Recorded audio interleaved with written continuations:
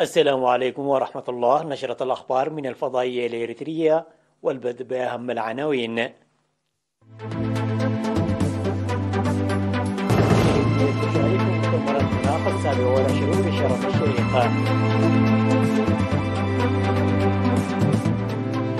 تغيير نتائج امتحانات الشهادة المتوسطة في إقليم الكاشبركة.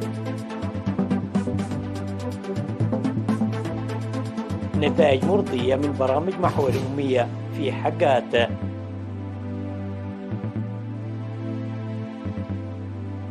بولندا تتهم عسكريا بعد سقوط صاروخين في أراضيها وموسكو في ضلوعها. ترامب يعلن ترشحه للانتخابات الرئاسية الأمريكية لعام 2024. التضخم في بريطانيا يقفز لأعلى مستوى في 41 عاما.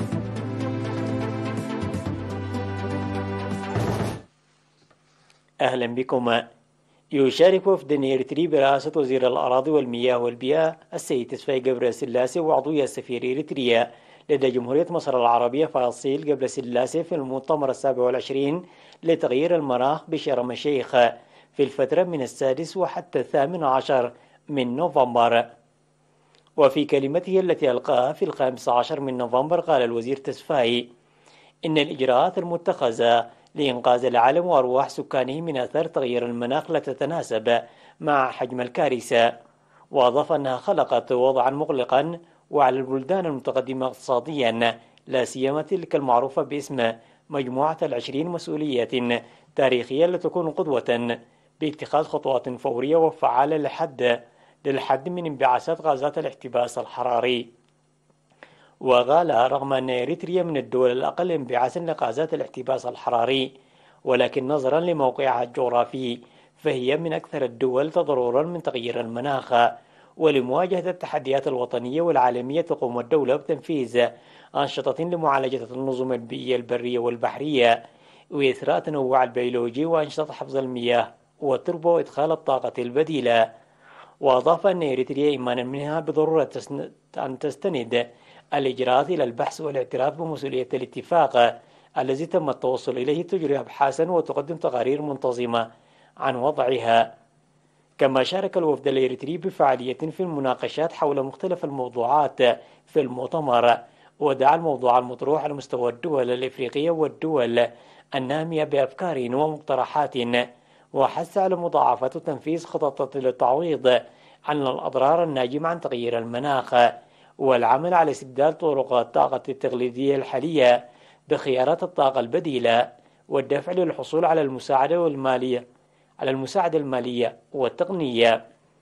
واختتم الوزير تسفاي جبر سلاسي حديثه بالتأكيد على أن مؤتمر شرم الشيخ لن يكون ذو مغزى إذا تجاوز الوعود واستهلاك وسائل الإعلام والدبلوماسية وانتقل إلى التنفيذ الملموس.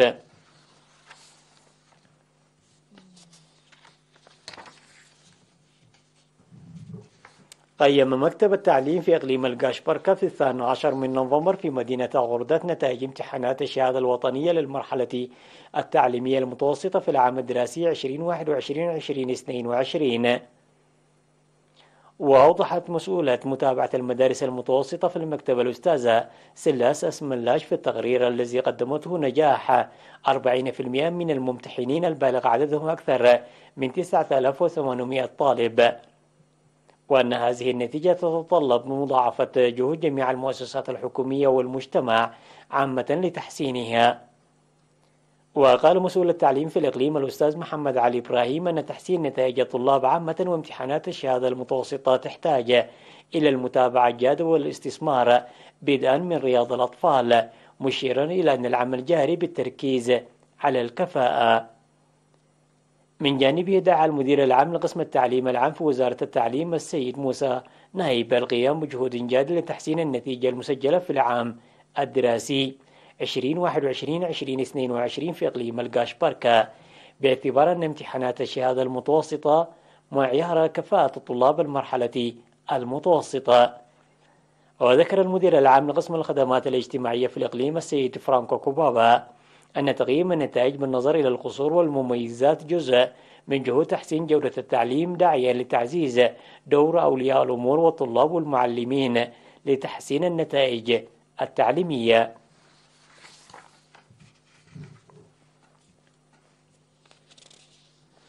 أعلن منسق برنامج تعليم الكبار في مديرية حقات الأستاذ جرس جير برهاني تحقيق نتائج مرضية من برنامج محو الأمية الموجه للأطفال الذين فاتهم فرص التعليم والكبار. وأوضح في مقابلة مع وكالة الأنباء الإريترية إيرانا أن العملية بدأت بافتتاح نقطة تعليمية عام 2011 في غارورات في ضاحية عداري للأطفال الذين لم يحصلوا على فرص التعليم بسبب الرعي وعدم تجميع القرى ومصاعب أخرى، لتتوسع حاليا إلى 3 نقاط تعليمية. وانتقل 311 طالبا منهم إلى المرحلتين المتوسطة والثانوية، وقيل إلى مدرسة وارساي كالو. وقال أن الطالبات المنتقلات إلى المرحلة الثانوية يقاطعن الدراسة نتيجة المصاعب الاجتماعية والاقتصادية، ويجب على الجهات المعنية إبداء الاهتمام بذلك. وذكرت مديرة نقطة عيدمار حقات الأستاذة حسينة محمد حمد استقبال النقطة 485 طالب، 55% منهم طالبات، داعية لحل النواقص الفعلية للتعليم.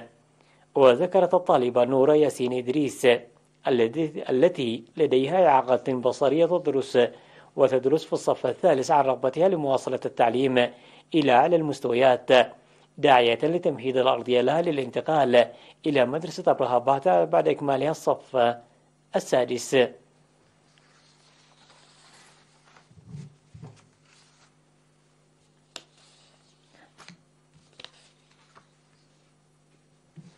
قام أعضاء شركتي ساوا ومساعلي للإنشاءات العامة وأعضاء إدارة الإقليم الأوسط وأعضاء خدمات السجون والإصلاحيات بنفير حصاد مزارع 800 أسرة محتاجة في قرى عد حوشة والزقيب وعد يعقوب وسعد كريستيان وعد بيتو أيام 11 و14 و15 من نوفمبر.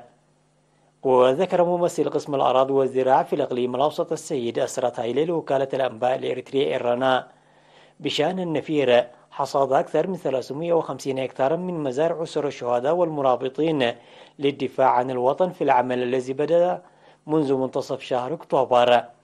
وعرب منسقون من المؤسسات المشاركة عن الارتياح للمشاركة في مثل هذه الأعمال، مؤكدين على مواصلته. وشكرت الأسر التي حصدت مزارعها للدعم المقدم. في غضون ذلك قام أعضاء المكتب المركزي لشرطة إريتريا بنفير حصاد في قرى عد الززمات وعد قنبلو وسلع دعرو مواصلة للنفير الذي قاموا به الأسبوع الماضي. وأوضح منسق النفير المقدم هيل بري أن النفير الذي شارك فيه 200 من الشرطة جرى في مزارع المحتاجين والذين حددتهم لجان القرى.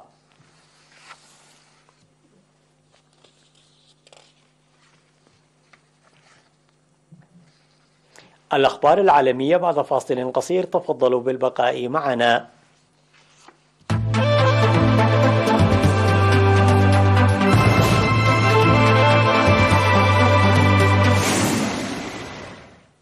أعلنت بولندا رفع درجة التأهب لوحداتها العسكرية عقب سقوط صاروخين على أراضيها قالت إنهم تابعان للقوات الروسية، وفي حين نفت موسكو هذه الاتهامات. وقال رجال إطفاء بولنديين أن شخصين قتلا في انفجار بمنطقة بروزودوفيف في شرق البلاد على بعد نحو 12 كيلومترا من الحدود مع أوكرانيا. وقالت الخارجية البولندية أن الصاروخ الروسي الصنع سقط على بروزديف وأسفر عن مقتل مواطنين 2. وذكرت الرئاسة البولندية أن محادثات جرت بين الرئيس البولندي والأمين العام للناتو يانس ستولتنبرغ، كما تحدث الرئيس البولندي مع نظيره الأمريكي جو بايدن، حيث تتم مراجعة مقررات المادة 4 من ميثاق حلف شمال الأطلسي. وقال البيت الأبيض أن بايدن أكد خلال اتصاله بالرئيس البولندي التزام الولايات المتحدة الصارم تجاه حلف الناتو، كما عرض دعم الولايات المتحدة الكامل والمساعدة في التحقيقات. من جانبها نفت وزارة الدفاع الروسية هذه الاتهامات واصفة إياها بأنها استفزاز متعمد لنشر أنباء كاذبة عن روسيا حسب ما ذكرت وكالة أنباء تاس الرسمية.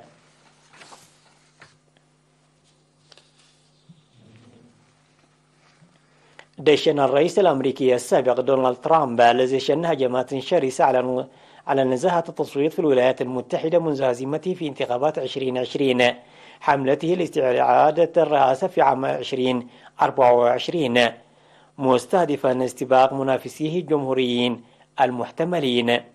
وفي إطار سعيه لمواجهة جديدة ضد الرئيس الديمقراطي جو بايدن، أصدر ترامب إعلانه في منزله في مالاغو في فلوريدا بعد أسبوع من الانتخابات النصفية التي فشل فيها الجمهوريين في الفوز بعدد المقاعد التي كانوا يأملون في الكونغرس.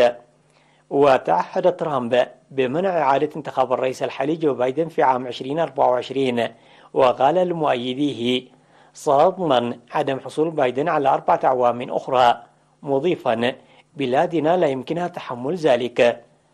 وابتعد ترامب عن توجيه الإهانات مثل ما كان يفعل خلال ظهوره في المناسبات العامة الأخرى، واختار بدلا من ذلك انتقاد رئاسة بايدن ومراجعة ما قال أنها إنجازات سياسية خلال فترته في المنصب.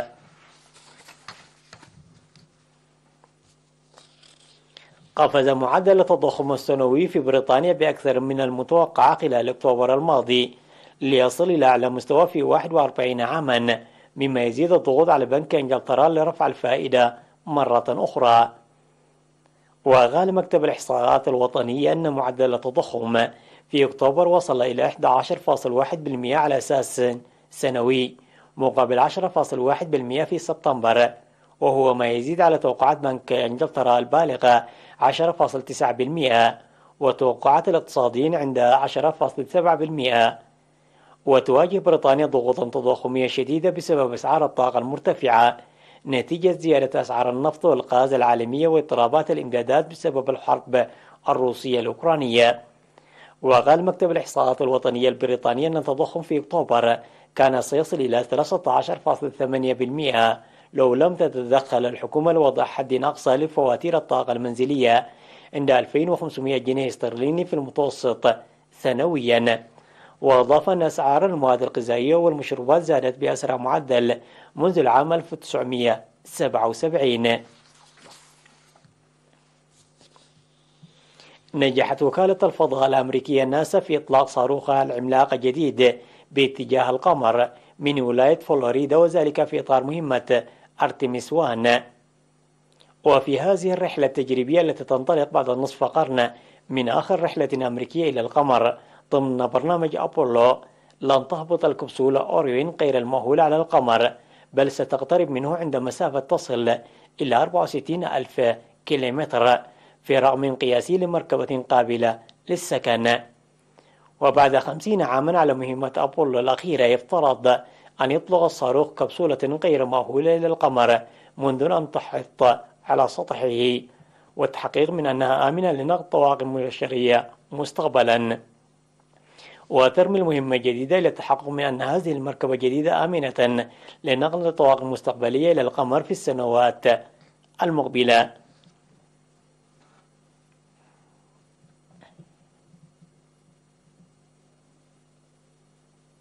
تذكير بالعناوين.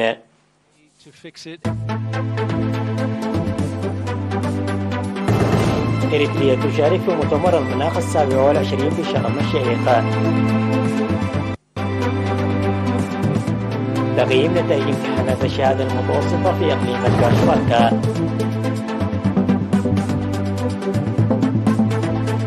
نتائج مرضية من برنامج محو الأمية في حقات.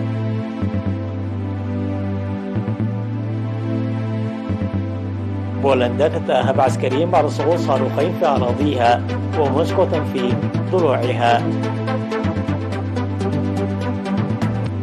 ترامب يعلن ترشحه للانتخابات الرئاسية الأمريكية لعام 2024.